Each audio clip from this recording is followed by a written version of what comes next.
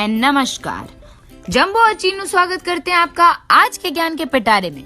हमारे देश में महिलाओं की समस्याओं की चर्चा को हमेशा टाला जाता है और जरूरी है कि हम उनके लक्षणों को समझें और उनका सहयोग करें।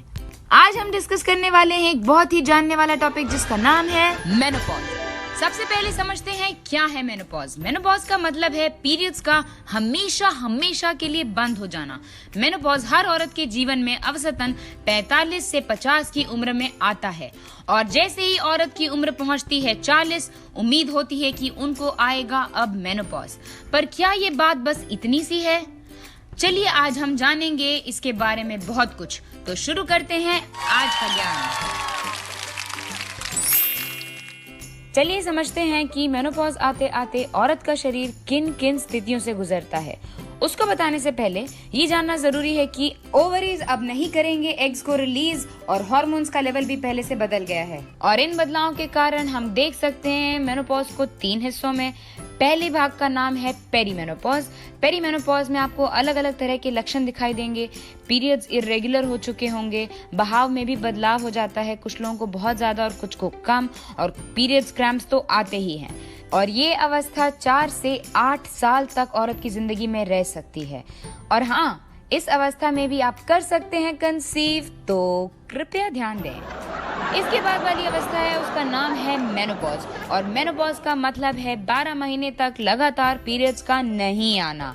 और इसके बाद वाली अवस्था का नाम है पोस्ट मेनोपॉज। इस अवस्था में पीरियड्स नहीं आते हैं और रह जाते हैं कुछ लक्षण। जहां कुछ औरतों को सिर्फ कुछ सालों तक रहता है पीरियड्स वाला दर्द, वहीं कुछ औरतों को 12 साल तक यही दर्द रह सकता है।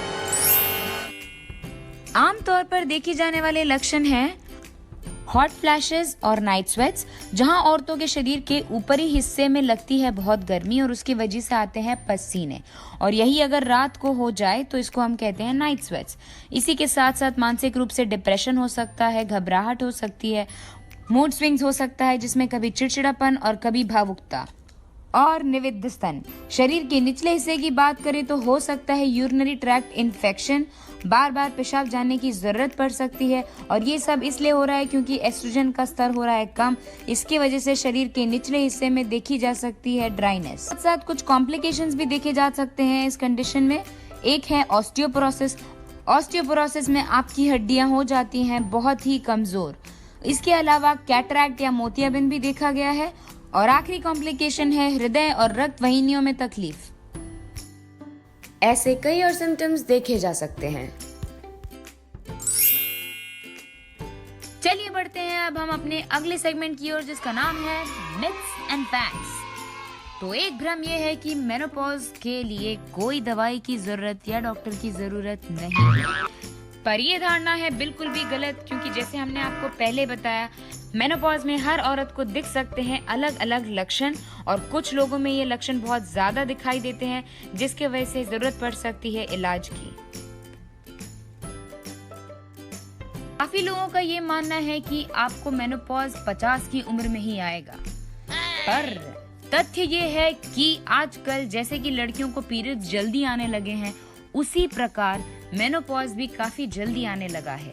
इसके बहुत सारे कारण हो सकते हैं, जैसे कि दोनों ओवरीज का निकाला जाना, इसका कोई भी रीजन हो सकता है, गर्भाशय का निकाला जाना, हार्मोन्स की थेरेपी, रेडिएशन थेरेपी जो कैंसर के ट्रीटमेंट में की जाती है, श्रोणि क्षेत्र यानी कि पेल्विस रीजन में की हुई थेरेपी जो रेडिएशन थेरेपी होती है, या उस एरिया में श्रोणि क्षेत्र में चोट लग गई हो किसी भी वजह से, या फिर आपकी फैमिली हिस्ट्री जिसका कारण है आपके जीन्स।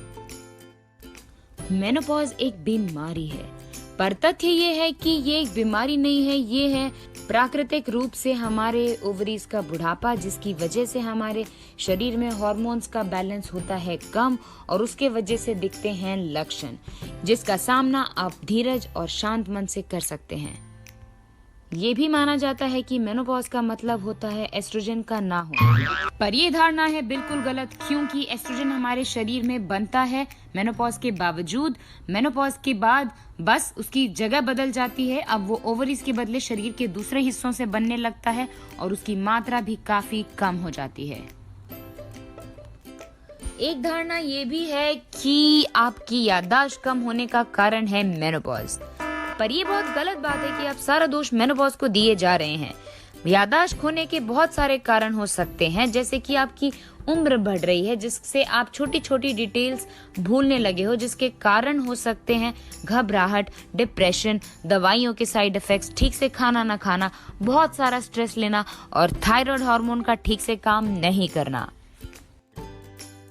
एक बहुत ही चर्चित भ्रम यह है कि आपका वजन मेनोपॉज की वजह से बढ़ने ही वाला है, पर सत्य और तथ्य दोनों यह कहते हैं कि वजन बढ़ना तो एक बात है, लेकिन सिर्फ मेनोपॉज ही उसका कारण नहीं है।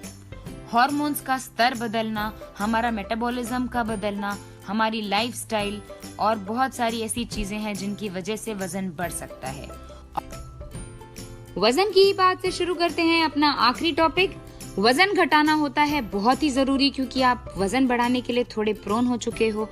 काफी डाइटिशियंस का मानना है कि पहले के खाने की तुलना में अभी जो मेनोपॉज के बाद आप अपने खाने में 200 से 400 कैलोरीज कम खाएं। आप जरूरी एक्सरसाइज करें, कम से कम 20 से 30 मिनट। एक्सरसाइज करने से आपको बहुत फायदे होंगे, आपकी एनर्जी मेंटेन रहेगी, आपको रात को नींद अच्छी आएगी और आपका मूड अच्छा होगा, क्योंकि एक्सरसाइज करने से रिलीज होते हैं एंडोर्फिन्स और वो आपको फील करवाते हैं हैप्पी। अगली गौर करने वाली बात है वो है ऑस्टियोपोरोसिस। ऑस्टियोपोरोसिस एक कॉमन कॉम्प्लिकेशन है और उससे बचने के दो तरीके हैं। पहला तो आप अपनी मेनोपॉज की उम्र से पहले अपने खाने में बहुत सारे कैल्शियम रिच खाने को इंक्लूड करें, और दूसरा आप करिए वेट बेयरिंग एक्सरसाइजेज, यानी वजन उठाने वाली एक्सरसाइजेज, और इन दोनों को करने से आपकी बोन की डेंसिटी होगी इम्प्रूव और मेनोपॉज की स्टेज पहुंचने तक भी आप हेल्दी रहेंगे।